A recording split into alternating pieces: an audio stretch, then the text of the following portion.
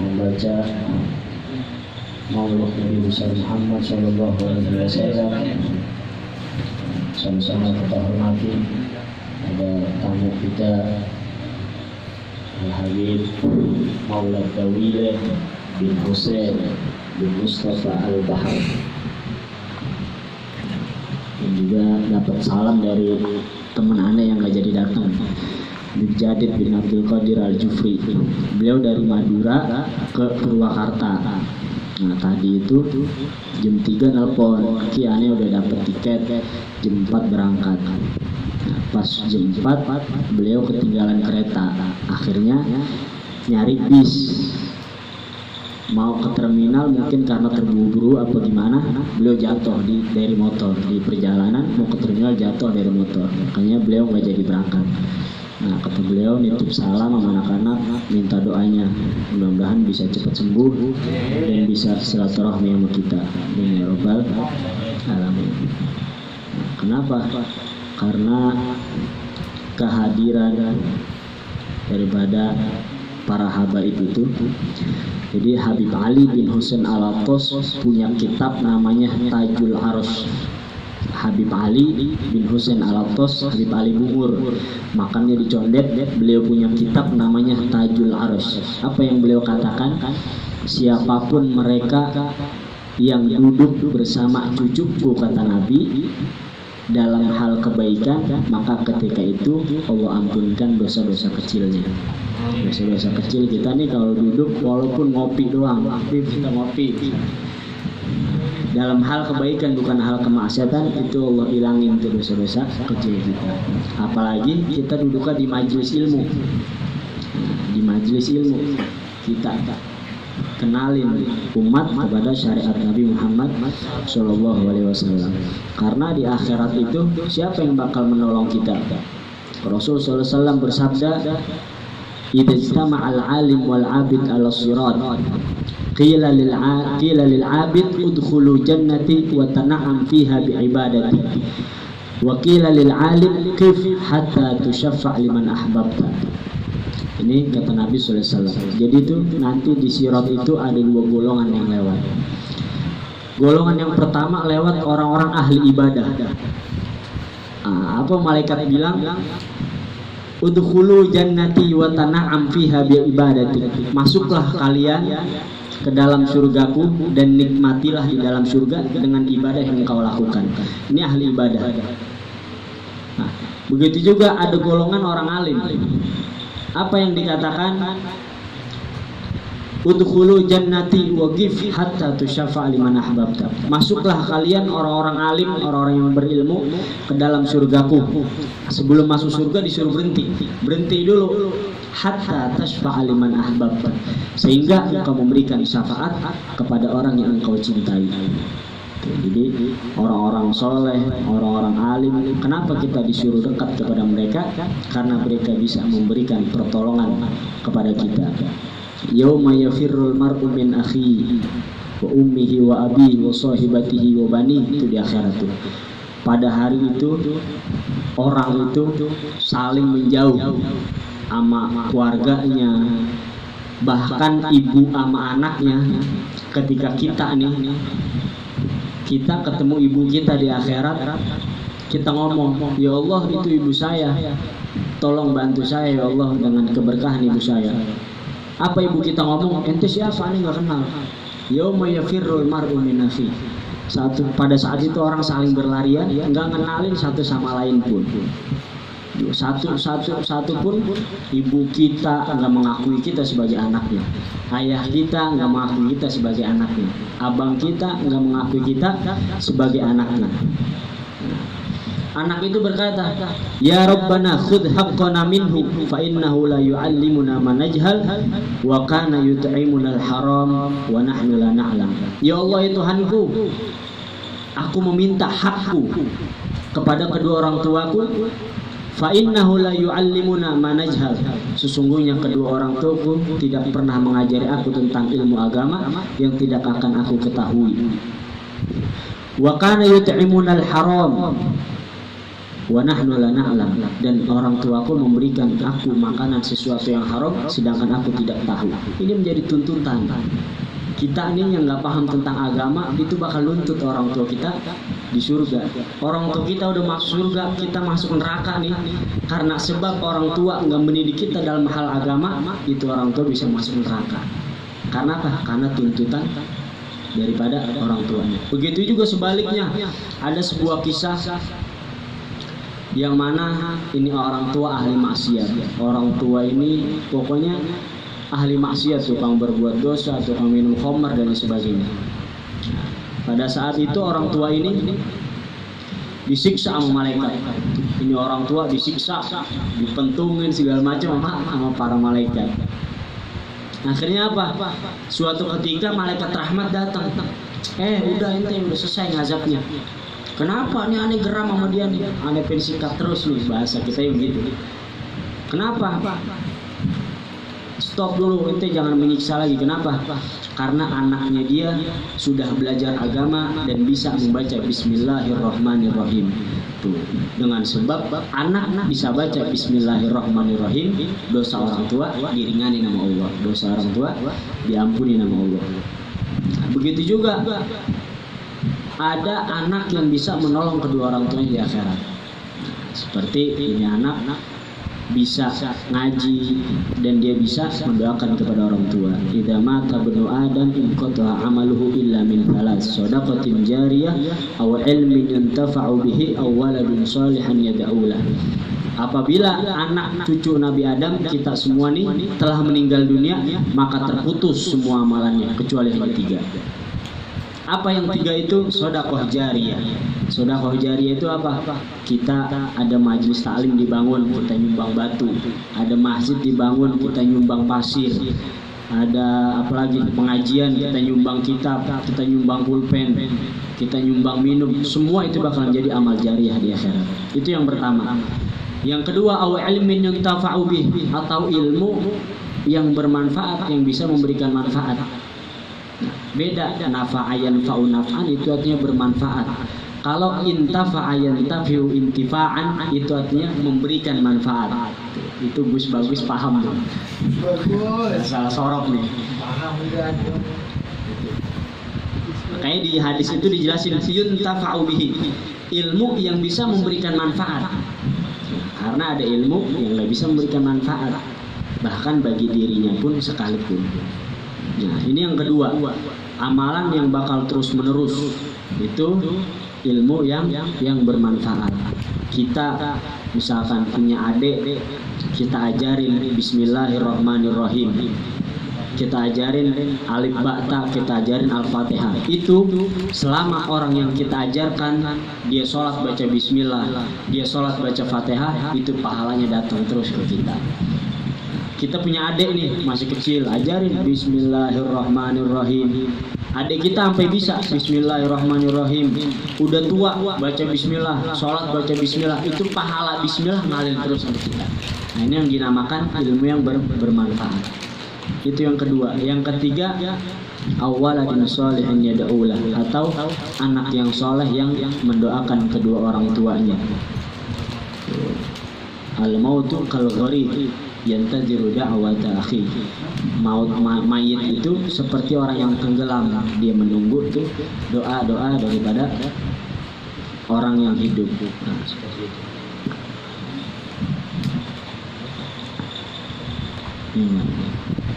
Bab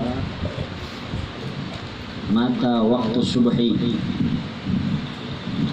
Bab menjelaskan tentang kapan itu waktu subuh.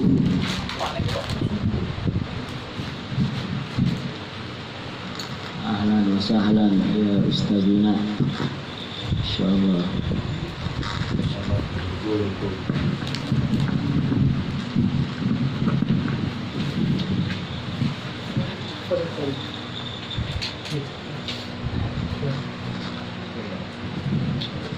Ahlan wa sahlan marhaban bikum.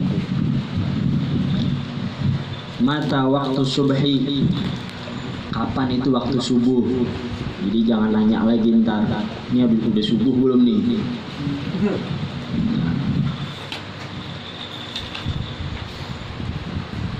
Kapan itu waktu subuh?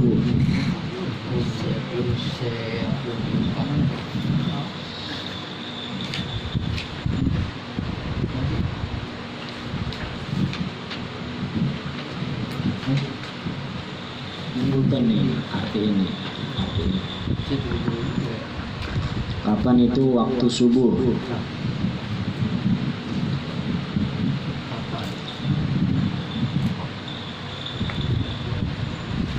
Min tulu'il fajri ila tulu'i syamsi. Waktunya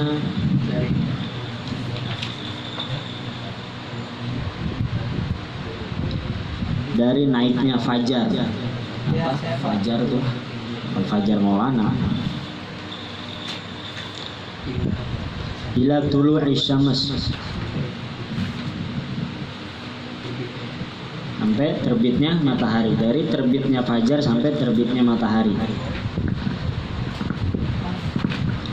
Ada fajrul shadiq, ada fajrul kadzib. Dari terbitnya fajar itu kalau subuh kan ada waktu fajar kan. Dari terbitnya fajar sampai terbitnya matahari.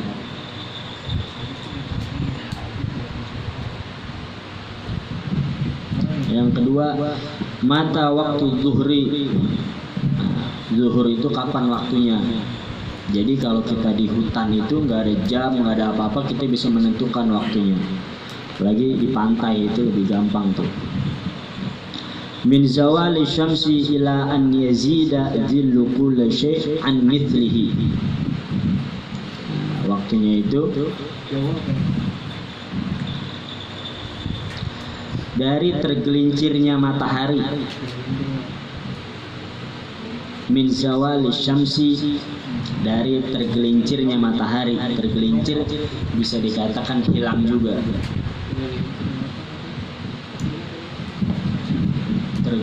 Tergelincirnya matahari ila an yazida dhillu kulli syai'an mithli.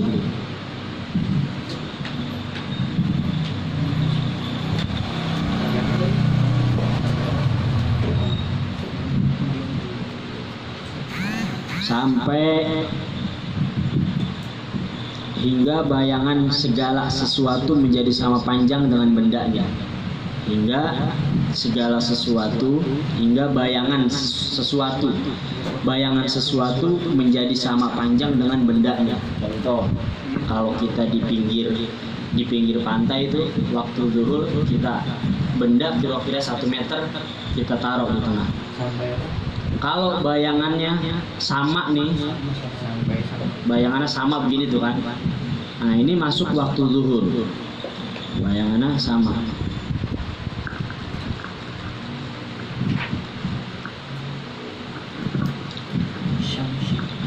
Zuhur waktunya apabila matahari telah tergelincir ke arah barat.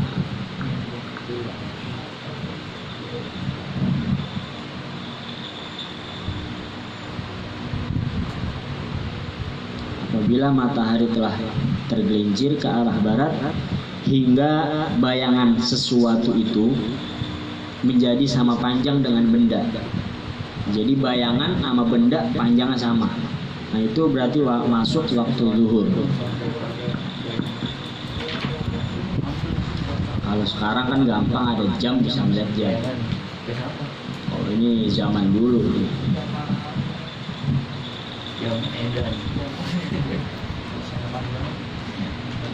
Mata waktul asri, kapan waktu sholat asar?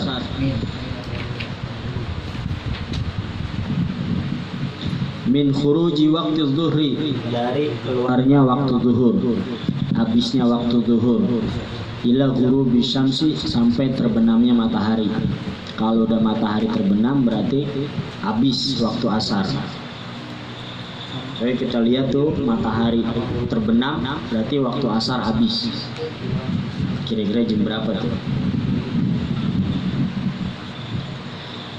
Mata waktul maghrib,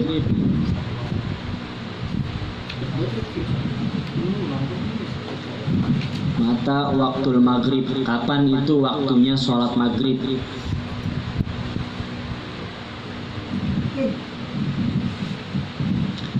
Min ghurubis syamsi, dari terbenamnya matahari. Min ghurubis syamsi, dari terbenamnya matahari. Ila ghiyabis syafaqil ahmar, sampai hilangnya mega merah. Kalau maghrib itu kan ada mega merah. Senja. Dari hilangnya matahari, terbenamnya matahari, ila ghiyabis syafaqil ahmar, sampai hilangnya mega merah atau senja, bahasanya. Mata waktul isya, kapan isya nih? Waktu sholat isya kapan? Min ghiyabil syafaqil ahmar ila tulu'il fajr. Min ghiyabil syafaqil ahmar ila tulu'il fajr. Ini waktu sholat isya. Waktunya dari setelah waktu maghrib. Jadi waktu maghrib isya, waktu maghrib habis langsung masuk isya. Sampai kapan? Ila tulu'il fajr, sampai masuk waktu fajar. Pada pagi itu ada waktu fajar. Waktu fajar ini matahari terbit maksudnya. Matahari terbit itu masuk waktu isya ini, matahari terbit. Salah. Min ghiyabis syafaqil ahmar, masuk waktu isya ya. Mata waktu isya, kapan waktunya sholat isya? Min ghiyabis syafaqil ahmar, dari hilangnya syafaqul ahmar, mega merah tuh, hilangnya mega merah. Ila tulu'il fajr, hingga terbit fajar sodik. Hingga terbit fajar sodik. Ada namanya fajrul kadzib, ada namanya fajrul sodik. Itu di kitab Sulamut Taufik dijelaskan. Jadi dari terbenamnya mega merah sampai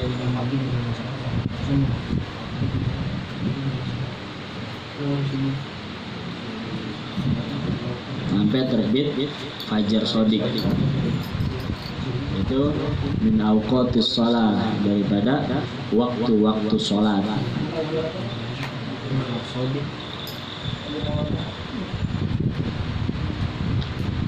Min ghiyabis syafaqil ahmar, dari terbenamnya mega merah, ila tulu'il fajr, sampai terbit fajar sodik.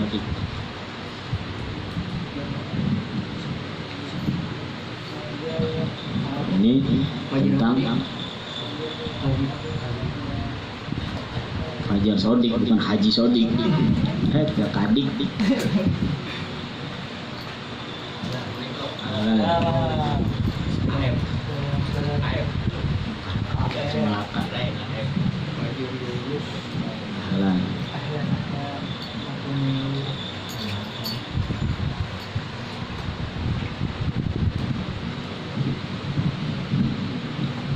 Itu daripada min awqatis shalah, daripada waktu-waktu sholat.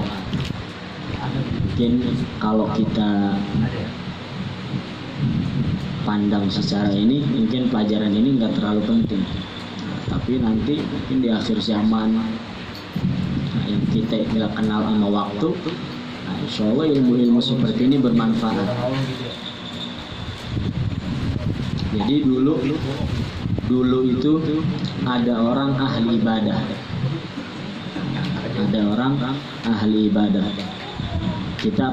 Kita baca maulid tiap minggu. Karena apa? Karena kita cinta sama Nabi. Apa sih definisi cinta? Kalau kata Habib Umar bin Hafid, beliau mengatakan al-mahabbah hiyal ittiba. Al-mahabbah hiyal ittiba. Ini hakikat cinta seperti itu. Cinta itu adalah kita mengikuti siapa yang kita cintai. Itu kata Habib Umar bin Hafid, al-mahabbah hiya al-ittiba. Cinta itu adalah mengikuti. Kalau kita ngaku cinta sama Nabi, kita ikuti ajarannya Nabi. Kita ngaku cinta sama Nabi, kita jalankan syariat Nabi. Kita pelajari apa yang diperintahkan oleh Nabi. Makanya sahabat itu mengatakan, in kana hubbuka shadiqan la'ata'tah, innal muhibba liman yuhibbuhu muti. In kana hubbuka shadiqan, kalau ente benar-benar cinta sama Nabi, ini kata sahabat, la'ata'tah, ente bakal taat apa yang diperintahkan sama Nabi. Innal muhibba liman yuhibbuhul muti. Sesungguhnya para pecinta itu akan taat apa yang diperintahkan oleh orang yang dicintainya. Nggak usah jauh-jauh dah, kita aja diperintahin nih sama cewek ini, kamu nggak boleh begadang dong, nanti sakit. Taat nggak tuh? Kalau kita cinta, kita pasti ikutin tuh. Ini walaupun ini hal-hal benih-benih, nah seperti itu. Ini hakikat cinta seperti itu. Makannya sekarang, pokoknya harus sekarang. Karena kita cinta, kita pasti makan. Itu hakikat cinta. Begitu juga sama Nabi Muhammad. Kita ngaku cinta sama Nabi Muhammad, ikuti tuh jalur-jalur syariatnya. Dulu itu ada orang ahli ibadah, tahajudnya nggak pernah bolong, sholat duhanya nggak pernah bolong, sholatnya tepat waktu dan selalu berjamaah. Tepat waktu, selalu berjamaah. Nah, akhirnya ini orang pas di akhirat, ente ahli neraka. Kaget ini orang, ya Allah, aneh nggak pernah ninggalin tuh ibadah-ibadah yang Allah perintahkan. Dari sholat sunnahnya pun saya nggak pernah tinggalin, apalagi yang wajib. Kenapa saya ditulis bahwa saya ahli neraka? Apa yang dilakukan? Setiap dia berwudu, dia menganggap membasuh kepala hukumnya sunnah. Jadi ketika wudu dia nggak pernah basuh kepala. Ketika wudu dia nggak pernah basuh kepala. Gimana hukumnya? Nggak sah wudunya. Wudunya nggak sah, sholatnya nggak sah. Kan kebasuh kepala termasuk daripada rukun wudu, memasuk ba'di ra'si, dan membasuh sebagian kepala. Begitu juga kita wudu terburu-buru, nggak usah pakai kepala dah. Nah itu nggak diterima amalan-amalan kita begitu tuh. Nah seperti itu. Kalau kita ngaku cinta Nabi Muhammad karena sebab kita baca maulid Nabi, kita ikuti juga syariatnya. Kan tadi itu di akhir ada bacaan itu, Rabbi faghfirli dzunubi, ya Allah bi barakatil hadi Muhammad. Ya Allah, apa itu artinya?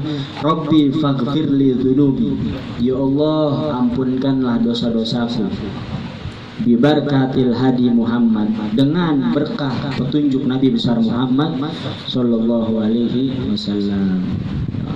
Jadi kita meminta ampunan dengan kemuliaan baginda Nabi besar Muhammad sallallahu alaihi wasallam. Begitu juga di antara kita cinta sama Nabi, harus kudu cinta sama keturunan Nabi Muhammad sallallahu alaihi wasallam, mereka para ahlul bait. Nah, kenapa kita harus wajib menghormati mereka? Hukumnya wajib.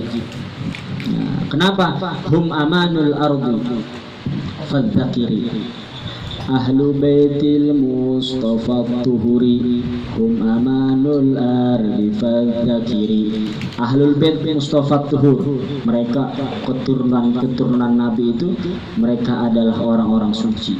Maksud orang suci apa? Bukan mereka terbebas dari dosa, bukan. Tapi di dalam tubuh mereka ada darah kemuliaan Nabi besar Muhammad sallallahu alaihi wasallam. Hum amanul ardi fadzakiri, mereka itu yang memberikan keamanan di dunia. Sebagaimana bintang-bintang memberikan keamanan di langit, itu mereka para keturunan Nabi. Dulu ada seorang syekh namanya Syekh Abdullah Basaudan. Namanya Syekh Abdullah Basaudan. Beliau punya kitab namanya Hadroh Basaudan yang biasa dibaca habis Selasa, hari Selasa biasanya dibaca Hadroh Basaudan. Ini Syekh Abdullah Basaudan ini orang alim, orang terkenal, ahli ibadah, menjadi panutan ulama pada saat itu.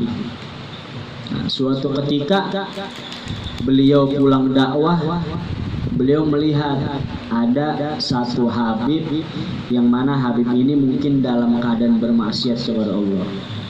Ini Habib nggak dihina sama beliau.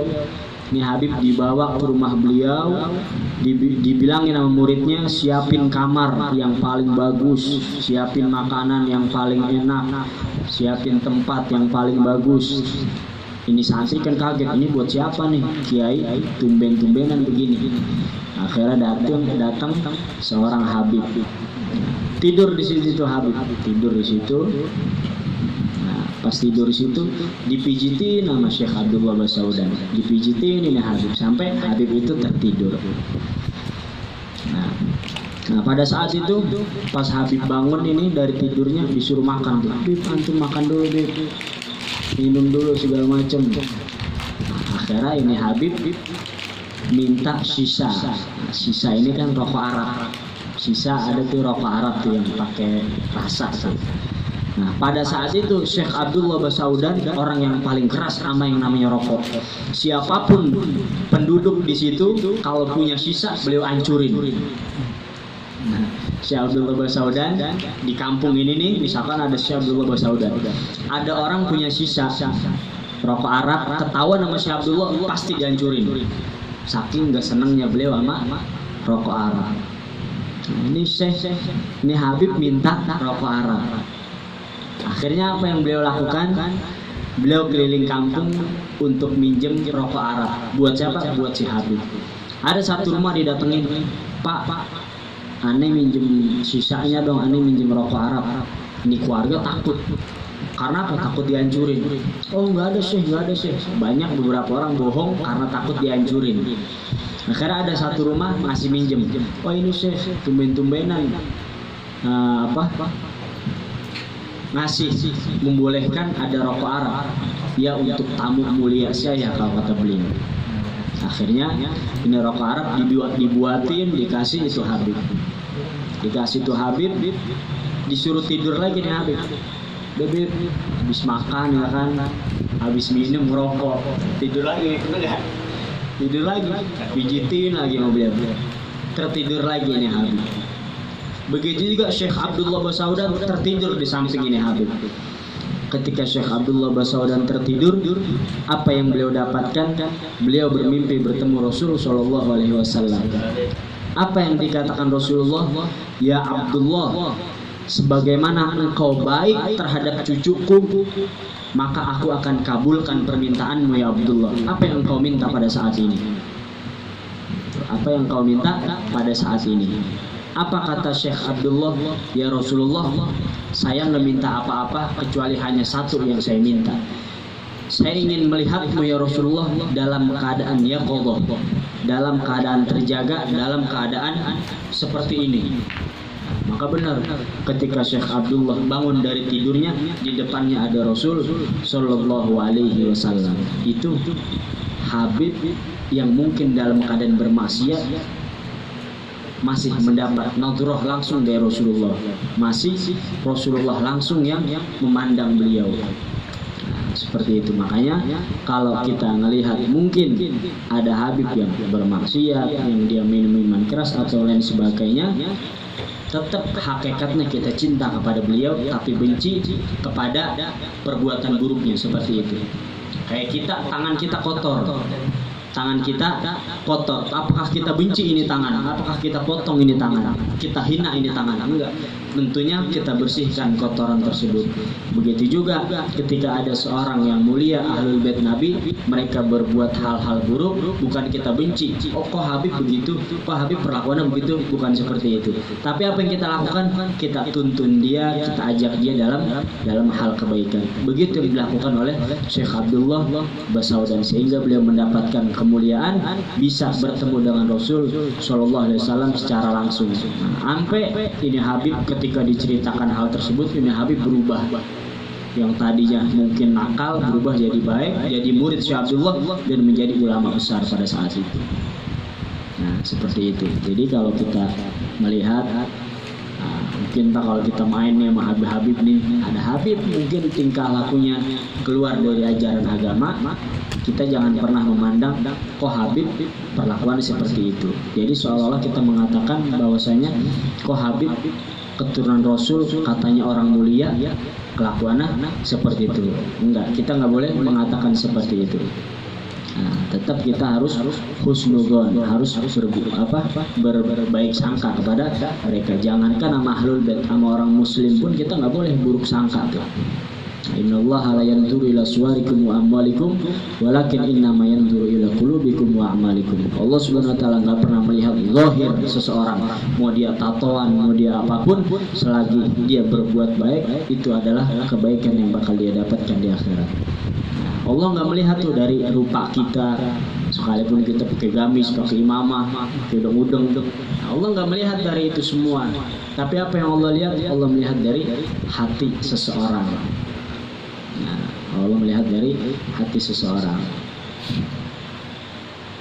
Allahu a'lam. Subhanakallahumma wa bihamdika asyhadu an la ilaha illa anta astaghfiruka wa atubu ilaik.